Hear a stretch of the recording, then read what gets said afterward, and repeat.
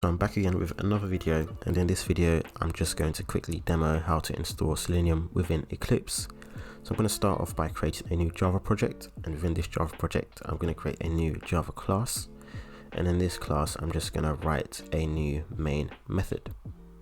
So once that's done, we're going to go to the Selenium website, which is selenium.dev, but as you will see, my internet has failed me. I don't know why it's been so bad over the last couple of weeks, probably because everyone's in quarantine, but we had to wait a couple of minutes, and once we get access to the Selenium website, we want to go to the downloads tab at the top and click download on Java. You want to save that in a memorable location so that when we come to use it later, it's easy to access. So once we've done that, the next thing we want to do is download the Chrome driver, but again, my internet is not the best, of course, so gonna have to wait another couple of minutes for that to become available to us. But once that's done, we're gonna go back and go to Chrome driver documentation and download the latest stable release, which is version 81, and depending on what system you're using, you want to download the correct zip file. And I'm gonna save that in a memorable, or in the same location in fact, as I saved my Java files.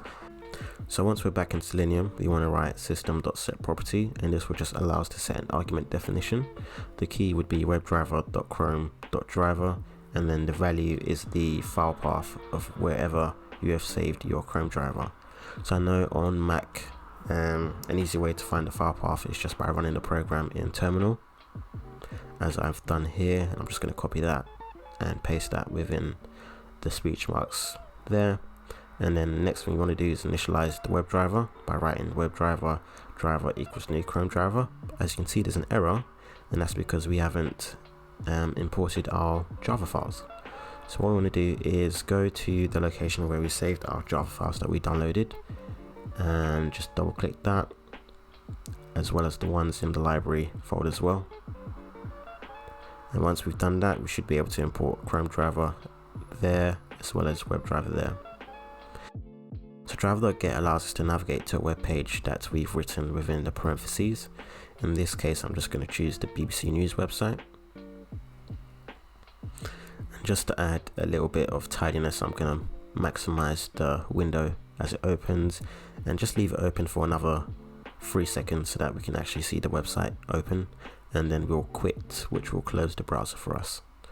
But on the first time of running, it failed. After a couple of seconds of looking at the errors, I realized that I hadn't added the HTTPS protocol before my domain.